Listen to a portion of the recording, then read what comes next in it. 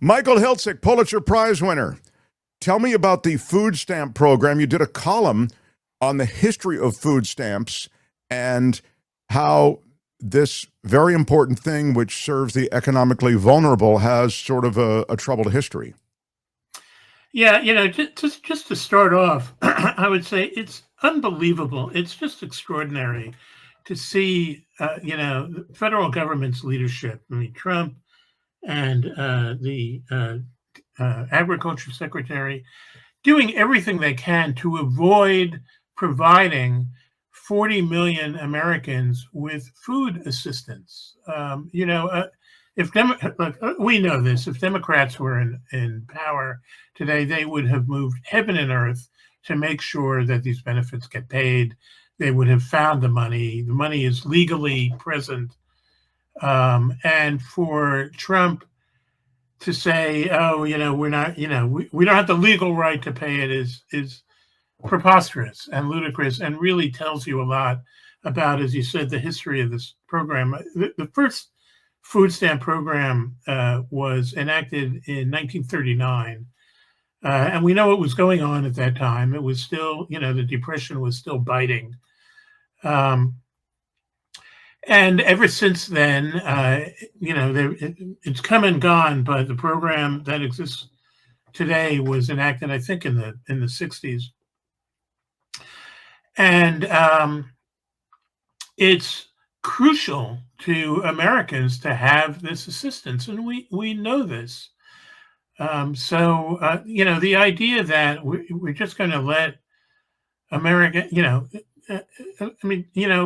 30-40% of the beneficiaries of this program are children. They are all low-income households. There's just no excuse Well, for this. the, But the the numbers, Republicans have been hostile to this program for as long as they've been hostile to Social Security, which, as we know, dates back to the 1930s. They just do not want government to help the masses of Americans. They want government to help them, millionaires and billionaires, and well, and to bail out major corporations that are in trouble, either through either banking institutions or tech institutions, as we saw earlier this year with Intel. What I liked about your column, in addition to kind of putting it into a historical perspective, was just what you referenced, which is it's such little money. I mean, it's not a lot of money that's going to these starving families or families that are economically stressed. No, when you really boil it down, you're really talking about $2 per meal per individual, over a period of per day, but over a period of 30 days. But for the households that need this and receive it, it's a big deal. It can really make the difference between hunger and feeding your children. But Republicans have had the knives out for this program all along. They've tried to restrict what people can buy. They've slandered beneficiaries of this program by saying they just want to buy cigarettes and alcohol, and the fact of the matter is that you can't buy cigarettes or liquor with food stamps. You have to buy food, and that's what most people do. I mean, almost all people, they buy exactly the same market basket as families that are not dependent on food stamps. Let me read a little bit from Pulitzer Prize winner Michael Hiltzik's column about this. What's seldom understood, because it deals with even another part of this program, what's seldom understood by the program's critics is its importance to the U.S. economy generally and the farm economy in particular, because SNAP is counter-cyclical, meaning it expands when the economy slumps and shrinks during recoveries. Every dollar spent on benefits yields as much as $1.50 in economic gains. As a team of USD analysts calculated in 2019, every $1 billion in SNAP benefits produces a $1.5 billion gain in gross domestic product, which supports 13,560 new jobs, including 32 million added income going to agricultural industries that support 480 agricultural jobs. Again, you kind of show the receipts on the way in which SNAP, this program, is more than just a handout. That's right. And, the farm lobby, farmers love SNAP because it's a customer. Not only is it a customer for their produce, but many of them have market days in which they basically have been certified to accept food stamps to sell food to their low-income customers. So, it's an economic boon. It works. It keeps millions of people, millions of children out of malnutrition. And here are these, Republicans, Trump, Brooke Collins, the USDA secretary, they're acting as though it's really not important, and that they have no choice but to cut off benefits. It's just ridiculous, and I would hope that people really get a sense as to the cruelty of this cutoff by hearing testimony from the people who need it. Yeah, and the cruelty associated with many of the administration's policies, it seems to be kind of a defining feature. In the case of immigration, I thought it was telling last night when the president of the United States, when talked to about the ICE realities, that they're gassing people, that is to say, tear gassing people in neighborhoods. They're throwing mothers to the ground who are, who seem to be fairly innocent bystanders. When asked about that, the president took the position that no, I'm not at all troubled by this. In fact, I think it should be more aggressive than it is. And I'm wondering, again, with the SNAP program, there doesn't seem to be, it's a pretty cold-hearted group that is turning down north of 40 million Americans who need this program. Yeah, not only have they done that, but, there was food that was actually about to be shipped to food banks and other philanthropic recipients that the Trump administration basically ordered to be burned up, destroyed. Food banks that were expecting deliveries, last week were told it's not coming. We've basically thrown all this food in the trash. What they're thinking. I'm wary of trying to look into their heads because that's a dark place, and I don't want to get infected. But there's no explanation whatsoever that makes any sense for this sort of behavior and this sort of policy. And in fact, two federal judges just the other day, told the federal government, no, you have to pay these benefits. You can't pretend that they can't legally be paid. And the last thing I saw, the Trump administration said, well, we'll pay half the benefits. That's all we can afford. I mean, look, we're busy building an arch, a ballroom, and bailing out Venezuela. Okay, so give us a break with this stuff.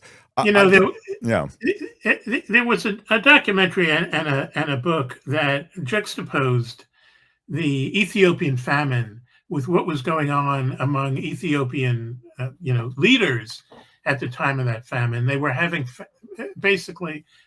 banquets, and there were shots of them having a banquet while there were thousands and thousands of refugees who were going to. Well, this is exactly the same image. Just on Saturday, I guess Trump had a huge party, a huge banquet at Mar-a-Lago, for his pals, in which they chowed down and they got, they danced, they had photographers there. And that was the day that SNAP benefits were being cut off. And, isn't there somebody in this administration to say, let's make this problem go away, and not by cutting off benefits, but by paying them? Yeah. I don't know what to make of it. Yeah, no, you're right. That juxtaposition is extraordinary. So I don't know even how to how to square it, except for the fact that, again, his base seems unshakable. And they are, in the main, very much affected by a lot of these policies and the brutality of those policies as well. I think his base is beginning to shrink. I mean, we're seeing from opinion polls that his unpopularity is increasing rapidly. And you're right. You know, a lot of people who voted for Trump, a lot of residents in red states, in fact, red states, people in red states get much more in terms of food stamps and other assistance like that than people in blue states. So, you know, Trump is swanking around saying, well, you know, all of the recipients of SNAP are Democrats. The exact opposite is true. So he's really just punishing his own core base. I don't get it. I don't know anybody who does get it. In my last minute, I wanted to ask you about something that maybe we could follow up on this another time, because to me it's intriguing. You know, the idea that we smear the Communist Party as it has risen, and socialism as it has written and risen elsewhere in the world. And I understand why these authoritarian regimes generally accompany a lot of these communist type of parties, and even socialist parties, populist parties. But what I'm seeing with this administration is an increasing effort to kind of take over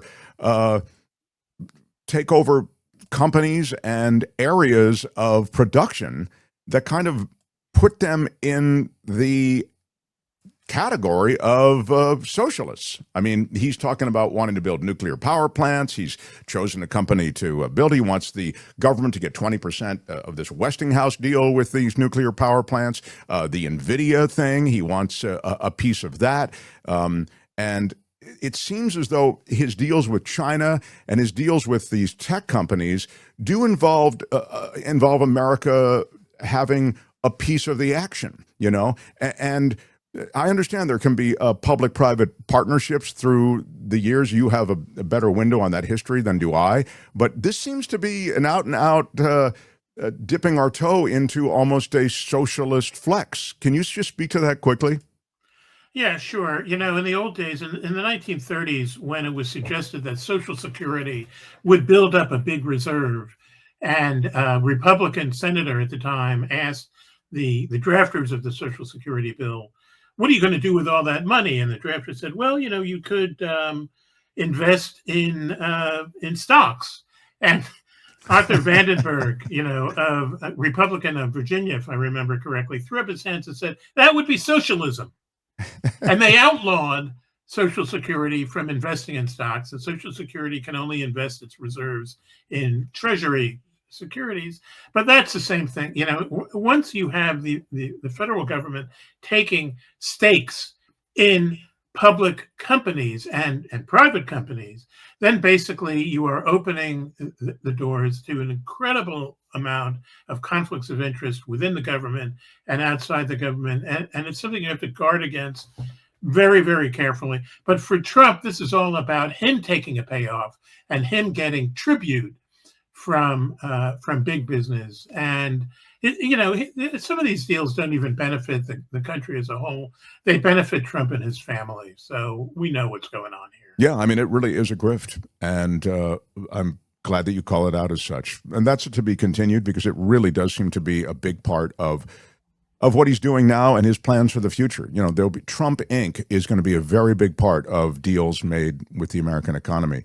Michael Hiltzik, always a pleasure to speak with you. I think you're just so very smart. And now that I know that you actually roast your own beans, you've really vaulted yourself to an even greater level. I roast my own beans, that's right. That's a good way to put it. All right. Get back to the roasting. Michael Hiltzik, everyone. Hi, it's Mark, and I thought that was great. Hit the notification bell. You'll know whenever there's a new video being dropped, and please subscribe to our channel to help us save the universe.